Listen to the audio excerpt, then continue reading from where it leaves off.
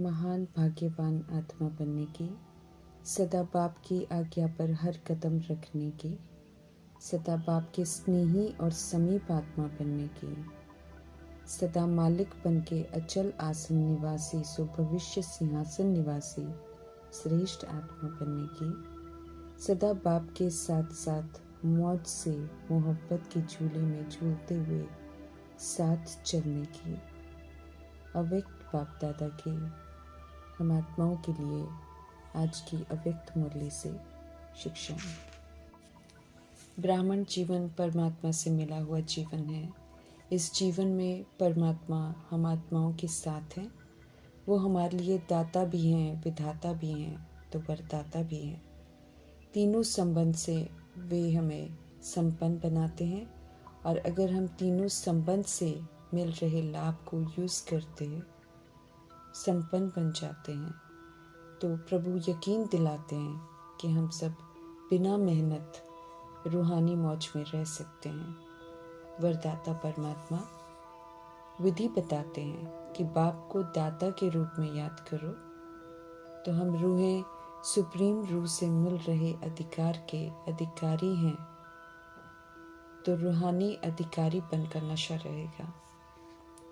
अगर शिक्षक के रूप में याद करेंगे तो गॉडली स्टूडेंट के भाग्य का नशा रहेगा। सद्गुरु के रूप में उन्हें याद करेंगे तो हर कदम में सद्गुरु वरदानों से चला रहे हैं, इस भाग्य का नशा रहेगा।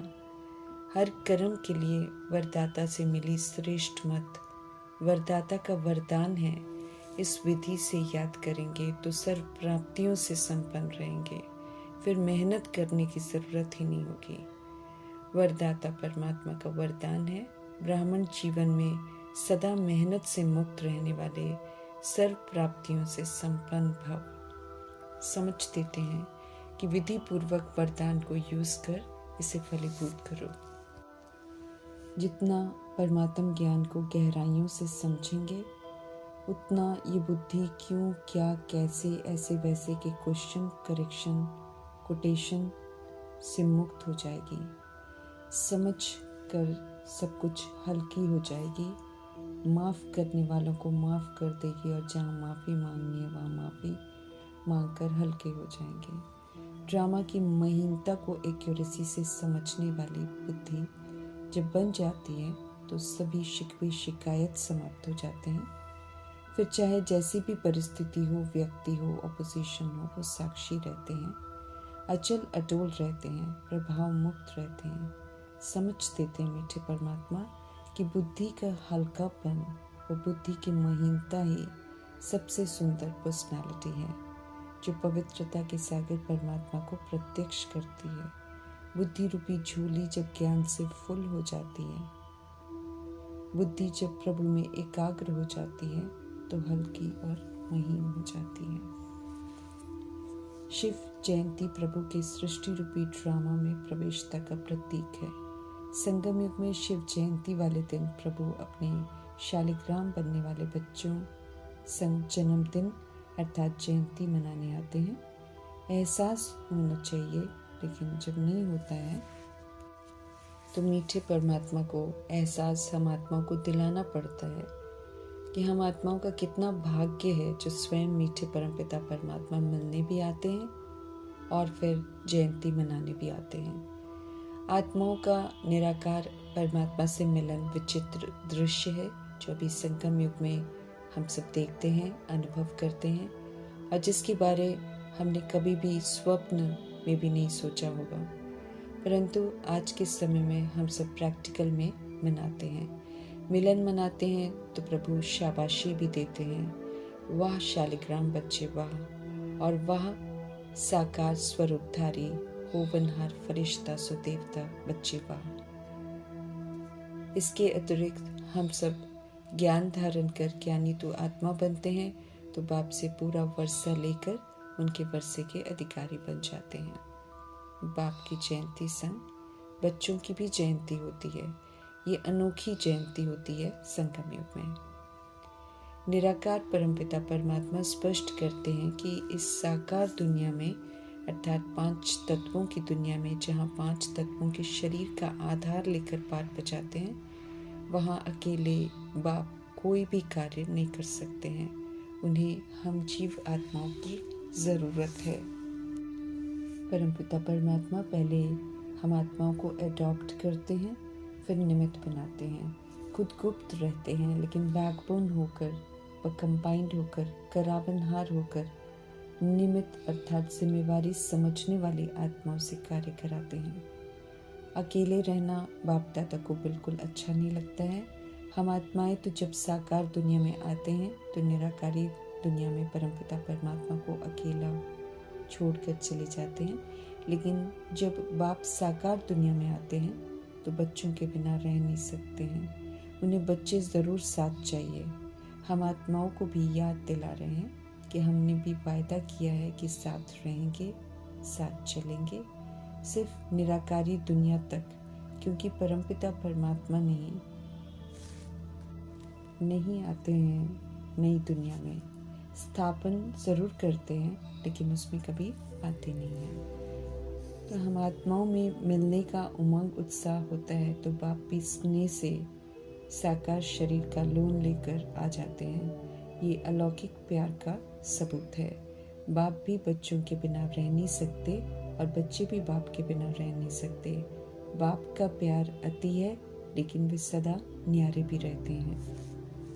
सभी के स्नेह संपन्न गिफ्ट को देखकर बाप दादा खुश होते हैं, स्वीकार भी करते हैं।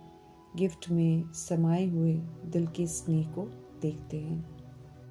लेकिन बाप दादा स्पष्ट कर रहे हैं कि उन्हें एक और गिफ्ट चाहिए। समझ देते हैं कि शिव जयंती अर्थात इस दिन कुछ न कुछ तो सभी अर्पण करते हैं, बलिहार चाहते हैं। हम आत्माओं से भी पूछ रहे हैं कि हम सब बलिहार गए हैं या अभी भी कुछ अपने पास संभाल कर रखा है। तो हमें चेक करना है खुद को कि क्या हम बलिहार गए हैं। जब बाप दादा देखते हैं कि हम सब चलते चलते थक जाते हैं, कभी मेहनत महसूस करते हैं या निरंतर योग लगाना मुश्किल अनुभव करते हैं, सोचते हैं सब हो जाएगा। बाप को दिलासे भी देते हैं कि फिक्र न करो, हो जाएगा। लेकिन बाप दादा को ये थकावट, अकेलापन, दिल शिकस्त होना कि पता नहीं हमारा भाग्य है या नहीं, ऐसा सोचना अच्छा नहीं लगता है। सबसे ज़्यादा मेहनत करना अच्छा नहीं लगता है। स्मृति दिलाते हैं परमात्मा मालिकपन की और पूछते हैं मालिक और मेहनत। स्मृति दिलाते हैं कि कायदे से तो बाप के भी बालक सो मालिक हैं, फिर भी मेहनत करते हैं तो उन्हें बिल्कुल अच्छा नहीं लगता, सुनना भी अच्छा नहीं लगता। इसलिए निराकारी दुनिया के लिए संकल्प की गिफ्ट बच्चों से लेना चाहते हैं। देकर फिर लेना नहीं है, क्योंकि दी हुई चीज़ फिर मायावी पेपर बनकर वापस आती ज़रूर है, परंतु उसे वापस नहीं लेकर उस पर जीत पहननी है। समझ देते हैं मीठे परमात्मा की सही मार्ग पर चलने की सदा हिम्मत रखनी है। रखेंगे तो बाप की मदद मिलती रहेगी, ये गारंटी देते हैं परमपिता परमात्मा। जैसे हिम्मत से प्रभु के बन गए, ऐसे समय पर हिम्मत करना भूलना नहीं है। समय पर सब शक्तियाँ समय प्रमाण यूज करने वाले ही ज्ञानी तो आत्मा और योगी तो आत्मा कहलाते हैं। 108 की माला में आने का संकल्प करने वाली आत्माओं का उमंग उत्साह बढ़ाते हुए मीठे परमात्मा समझ देते हैं कि किए हुए संकल्प को बीच बीच में दृढ़ करते रहना भी जरूरी है, ढीला नहीं करना है। माया आए तो संशय नहीं करना है कि पता नहीं माला में आएंगे या नहीं, बल्कि आना ही है। ये दृढ़ता का ठप्पा लगाते रहना कि कुछ भी हो जाए मुझे तो 108 की माला में आना ही है। मेरा निश्चय इसमें अटल हो, अखंड हो, ये ज़रूरी है। हिम्मत बढ़ाते हुए सब शक्तिवान परमपिता परमात्मा समझ देते हैं कि माया से नहीं घबराना है, और ये भी यकीन दिलाते हैं कि माया कुछ भी नहीं है। समझ देते हैं कि कुछ नहीं कहेंगे तो कुछ नहीं वो हो जाएगी, फिर वो आ नहीं सकती है। जब हम घबराते हैं, सोचते हैं आ सकती है, तब वो आती है। तो ऐसे दरवाजे खुला रखकर उसका आह्वान नहीं करना है। 108 में आने का प्रॉमिस करने वालों को बाप दादा मुबारक देते हैं। समझ देते हैं कि ऐसा कभी नहीं सोचना है कि 108 में कितने आएंगे, हम कहाँ आएंगे। ये नहीं गिनती करनी है कि दादी दीदी दादे एडवांस पार्टी वाले ही आएंगे, पता नहीं हमारा नंबर आएगा या नहीं। ऐसे कमज़ोर संकल्प नहीं करने हैं। यकीन दिलाते हैं बाप दादा कि वे 108 की माला में 8-10 लड़ियाँ लगा देंगे, इसलिए चिंता नहीं करने की ज़रूरत है। औरों को देखने की ज़रूरत नहीं है, फिर तो आपको नंबर मिल ही जाना है। ये बाप की गारंटी है। समझ दे रहे हैं मीठे परमात्मा की श्रीमत पर चलते रहो, संस्कार मिलाते हुए चलो, किसी से किनारा नहीं करो, माला के बीच में धागा खाली नहीं करो। सिर्फ ये नहीं करना बाबा कहे, फिर बाप की गारंटी है कि माला में तो ज़रूर आएंगे। माला तो बाप दादा कितनी भी बढ़ा सकते हैं, लेकिन गिफ्ट ज़रूर लेंगे, उसे नहीं छोड़ेंगे, क्योंकि उन्होंने 6 मास का चार्ट देखा है जिसमें उन्होंने बच्चों को नीचे ऊपर होते देखा है, अचल से हलचल में आते हुए देखा है, जिसका कारण 3 मुख्य बातें हैं जो मिलन मनाने में, पुरुषार्थ करने में भिन्न भिन्न समस्या या परिस्थिति बनकर आते हैं। बाप को ऊना है कि हम सब हलचल में नहीं आए, अवस्था हमारी ऊपर नीचे न हो बल्कि एक रस हो, इसलिए समस्या स्वरूप बनने वाली बातों से मुक्त करना चाहते हैं। वही 3 बातें गिफ्ट के रूप में लेना चाहते हैं। उन 3 बातों को स्पष्ट करते हुए प्रभु समझा रहे हैं कि एक तो अशुभ व व्यर्थ हम सोचते हैं, अशुभ व व्यर्थ बोलते हैं, अशुभ या व्यर्थ कर लेते हैं। समझ देते हैं कि इस सोचने, बोलने, करने में बहुत टाइम वेस्ट होता है। स्पष्ट करते हैं कि पाप कर्म तो कम होते हैं, लेकिन व्यर्थ का तूफान ज़्यादा होता है जो हिला देता है। पहले सोच में, फिर बोल में, फिर कर्म में आता है। समझ देते हैं कि ये समय तो बनाने का है, लेकिन व्यर्थ सोचने में बीतता जा रहा है। इसलिए बाप दादा ये 3 बातें, व्यर्थ सोचना, व्यर्थ बोलना, व्यर्थ करना, ये गिफ्ट सभी से लेना चाहते हैं। देकर फिर वापस नहीं लेना है, इस बात का भी ध्यान खिंचवाते हैं। मुख से कुछ व्यर्थ न निकले, उसके लिए मुख पर दृढ़ संकल्प का बटन लगाना, ये विधि बताते हैं। स्पष्ट करते हैं कि बाप दादा का बच्चों से प्यार बहुत है, इसलिए किसी को मेहनत करते देखना नहीं चाहते हैं। राय देते हैं कि मेहनत से दूर मोहब्बत के झूले में झूलते रहो तो मेहनत आप पे ही छूट जाएगी। छोड़ने की कोशिश करने की जगह बैठने की, झूलने की कोशिश करनी है। शिव जयंती अर्थात मेहनत समाप्त की जयंती। बाप को बच्चों पर पूरा विश्वास है, फिर भी कब कोई किनारा कर लेते हैं, पता नहीं पड़ता, इसलिए समझ देते हैं कि आत्मा के भान में छत्र छाया के अंदर ही बैठे रहो। स्पष्ट करते हैं मीठे परमात्मा कि ब्राह्मण जीवन का अर्थ ही है झूलना, कभी अति इंद्रिय सुख के झूले में, तो कभी खुशी के झूले में, तो कभी शक्तियों की अनुभूतियों के झूले में, कभी प्रेम के, तो कभी आनंद के, तो कभी ज्ञान के झूले में झूलते रहना है। समझ देते हैं कि झूले से कभी उतरना नहीं है। परमात्म लाडले बच्चे हैं हम सब, इसलिए देह भान रूपी मिट्टी में पाँव, बुद्धि रूपी पाँव नहीं रखना, इसकी समझ देते हैं। संकल्प में भी देह का भान ना आए, सदा हम याद रखें कि हम कितने लाडले हैं और किसके लाडले हैं। इस समय परमात्म बाप के लाडले हैं, तो हिम्मत के हाथ से गिफ्ट देनी है। छत्र छाया में रहेंगे तो बाप के झूले में झूलते रहेंगे, लेकिन ध्यान रखना है कि माया के झूले में नहीं झूलना है,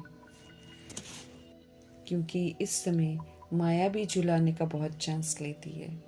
मीठी मीठी लोरी का झूला झुलाती है अमृत वेले, प्रभु से मिलन मनाने नहीं देती है, प्रभु से शक्तियाँ लेने नहीं देती है, निद्रा लोक में ले जाती है, माथा भारी कर देती हैं। स्मृति दिला रहे हैं कि आधा कल तो माया के झूले में खूब झूल कर देखा है, क्या मिला है, उल्टा और ही हम सब थक गए। पूछ रहे हैं कि कोई प्राप्ति हुई, तो अलर्ट रहना है माया से। प्रभु की छत्र छाया में प्रभु प्राप्तियों के झूलों का आनंद लेना है और औरों को भी अनुभूति करानी है। शिव जयंती का और पूरे संगम युग का देभान से परे रहते हुए परमात्मा के संग का, उनके प्यार का भरपूर आनंद लेते हुए व्यर्थ से संपूर्ण मुक्त हो, समर्थ सोच, समर्थ बोल, समर्थ कर्म कर समर्थ आत्मा बनने का सबूत देना है और ईश्वरीय कार्य में अर्थात विश्व कल्याण के कार्य में पूरा सहयोग देना है। ये हम आत्माओं से प्रभु की आश है जिसे ज़रूर पूरा करना है। ओम शांति।